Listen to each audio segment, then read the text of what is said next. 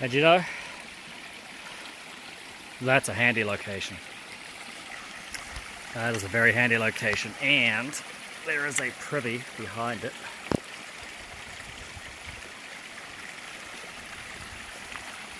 Over there. I'm going to put the phone away while I walk over this, so yeah, I'll be back with you in a little sec. Yeah, floorboards are a little worn on the edges, but pretty good elsewhere. Looks like there's a bit of a leak here, right in the middle. The overhang is a little dubious. You wouldn't want any rain coming this way. You're going to get wet really quick. Be tucked up in the corners. There you got a good picnic table, 2 fire pits, a bucket.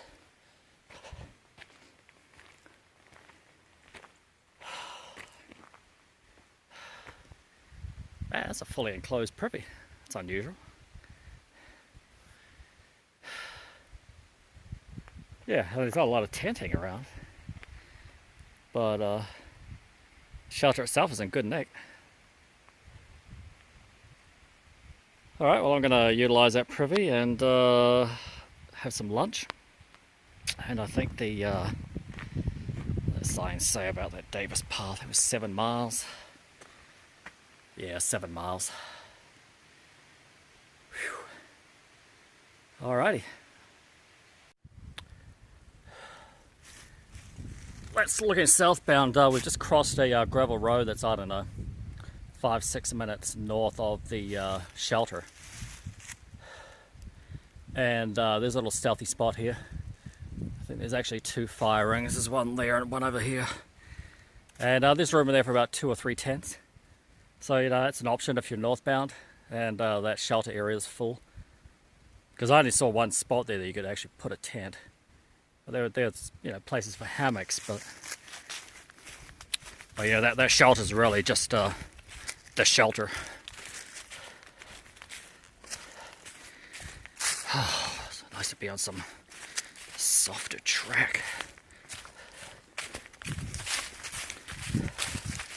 So basically it's fairly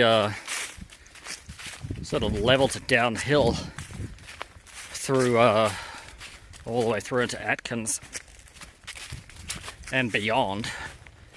And then you start doing some elevation changes going up again. So we'll see. The feet are holding up well in the shoes. Bandages are holding in place. That's what my dad always said, man. Every job's easier if you got the right tools. And sure enough,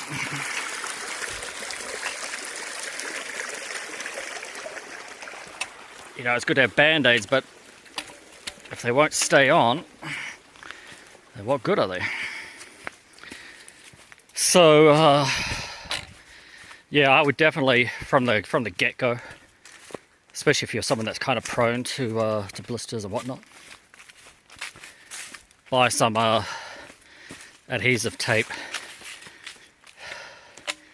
and just carry it, because it's the only thing that's going to keep your band-aids in place. Because I mean, you're sweating in your socks. I mean, even if you're not overly sweating, I mean, you're just walking miles and miles and miles. So I guess to be fair, it's a lot to ask of a band-aid to stay in place. And you know, God forbid if your shoes get wet while you're crossing a stream or whatnot, or it starts raining on you.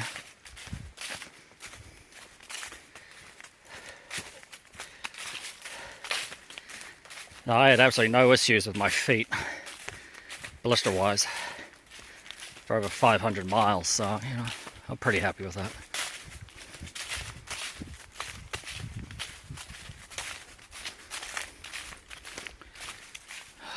Do love me rhododendron tunnels. Alright, we'll put this away, and I'm going to try and get up a good head of steam here. We're about 30 minutes or so north of the shelter, kind of forked off from the stream, and there's a little stealth spot through here. You come out of rhododendron tunnel into an open. We're about to go back into rhododendrons, but yeah, it's there's a fair amount of flat area through here, interspersed amongst the trees. Good hammocking. Be a great spot for a group of hammockers to hang out. So yeah, it's about 30 odd minutes north of Chatfield.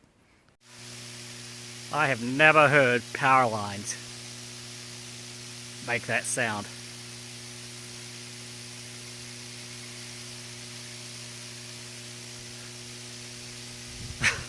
That's wild.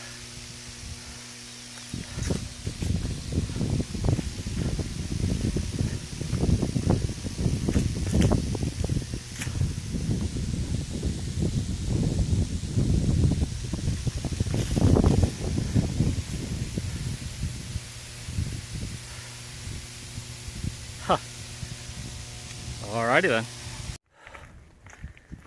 Well, I'm giving serious consideration to stopping at that, I think it's the Barn restaurant in Atkins.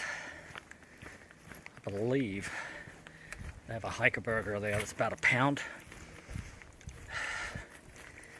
And I'll use those calories to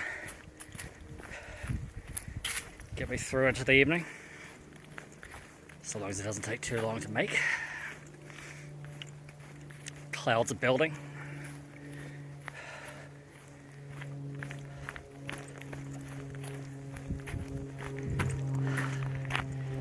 A few drops of rain starting to land. Very nice. Forecast was only for some showers, wasn't for full-on rain, so.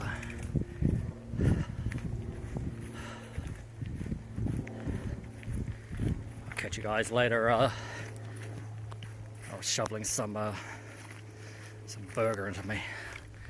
Alright, bye for now. Hey everyone. Just walking off lunch. So I stopped at the Barn restaurant in Atkins. You know, it's just a simple place. You know, home style cooking. But you know, the burger was made from scratch, you can tell. And it was perfectly decent. And you know, big glasses of iced water and iced Sierra mist. Man, that went down well. And you know, really nice service there too. The young lady there said I could top up my water bottles, and we threw some ice in there as well. So I've got 2 bottles of just ridiculously cold fluid right now. You know, which is awesome because it is 80 degrees. Yes, 80. So yeah, that was very nice. And I'm not walking particularly fast at the moment because I got the hiker burger. It's a full pound of beef patty.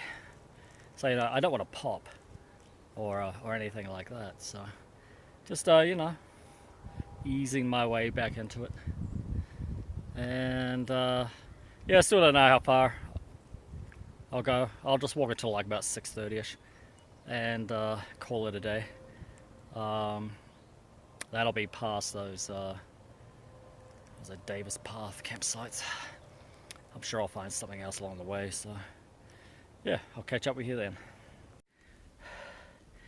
Well, let's look at south where we passed through the farm. I didn't take any video, the light wasn't that great. I took a couple of still photos, but this must be Davis Path campsite.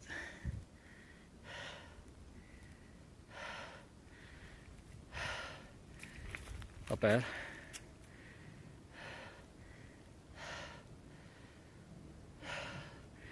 I know where the nearest water is. Oh, there's blue blazes going that way. Because I just crossed a creek bed that was totally dry, so unless there's a little spring coming out of the ground somewhere. Anywho, we will press on. Hey everyone. So I was a little preemptive with thinking that was the Davis campground or campsite. I actually just left the real one. I think it was about a mile past where I thought the other one was. So I passed a gentleman in his 60s on the trail. He was just taking a breather, and he said, "Oh, you know, he and his wife are just doing some section hiking, and she's up ahead." I was like, "Okay." So I get up to the actual Davis campsite, and his wife's there, and she's setting up the tent, and they follow me on YouTube as well, and super nice lady. I think we hung out and had a good old natter for like almost an hour. Yes, as you can tell, I'm not on any real set schedule at the moment. But yeah, it's nice when you meet nice people. Yeah, just good soul of the earth people. And like I said, man, when I meet nice people, I'll hang out and have a good chat with you. Even if it does put you behind for the day, but it's a little about 20 past 5. Yeah, that was almost an hour. So I got there at about 20 past 4. So I'm still digesting lunch, strangely enough, and so I don't need to cook anything tonight. I'll just have a protein bar maybe, or something, maybe a little bit of cheese, who knows. And just go to bed. So I'm just going to walk till about 7, see what I find suitable to set up camp for the night. The rain has held off, which I'm glad.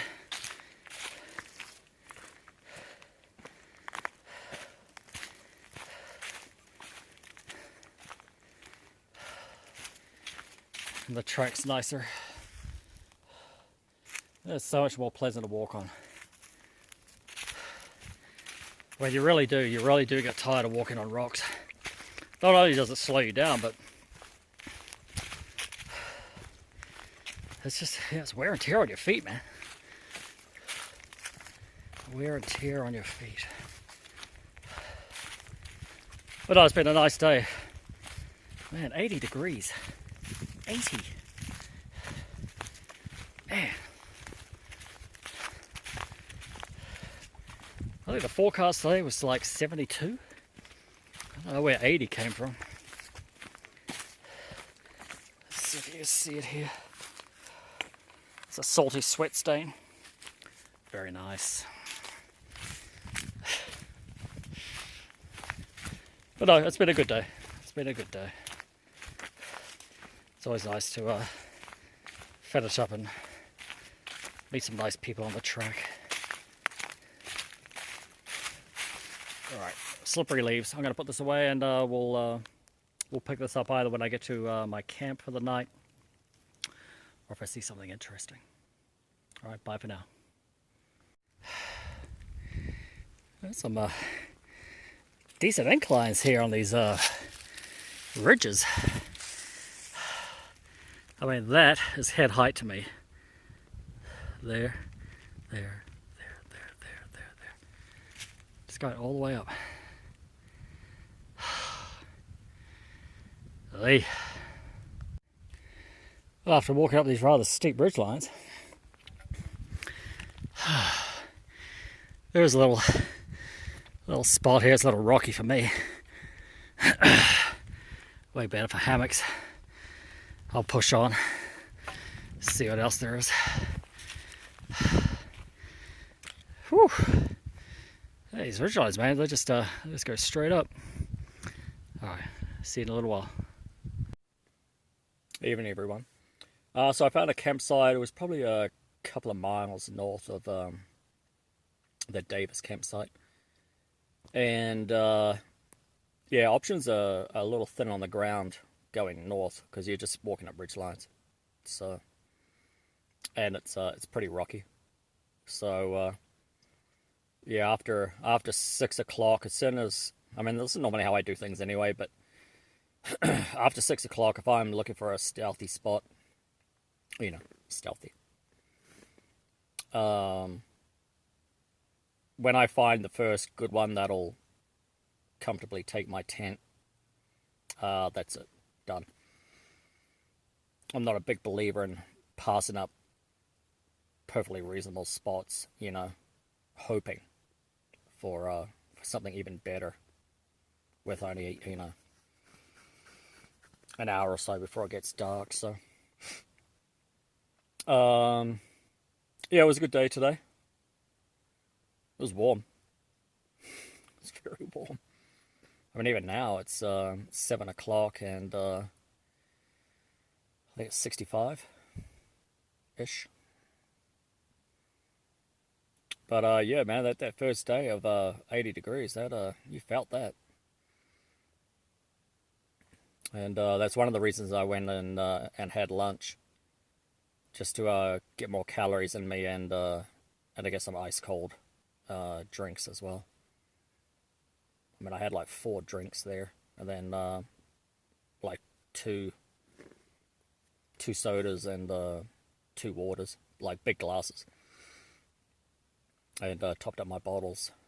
So it was totally worth it. It's all part of the plan. Got to stay hydrated on these, especially these early days. I think you could sort of catch yourself out getting dehydrated on these first days where you're hitting 80, and you got pretty much a full body sweat going. And you got a good sweat going when you've got a dried, salty sweat pattern on your chest and your back at the end of the day. So yeah, so we've found a decent spot, and we'll get back into it tomorrow. Terrain's it's kind of like all over the place. It's up and down, flat, up and down, and it just all comes down to if they've done switchbacks. Where I mean, they had like 1 or 2 today, but everything else you're just going straight up these ridge lines. So.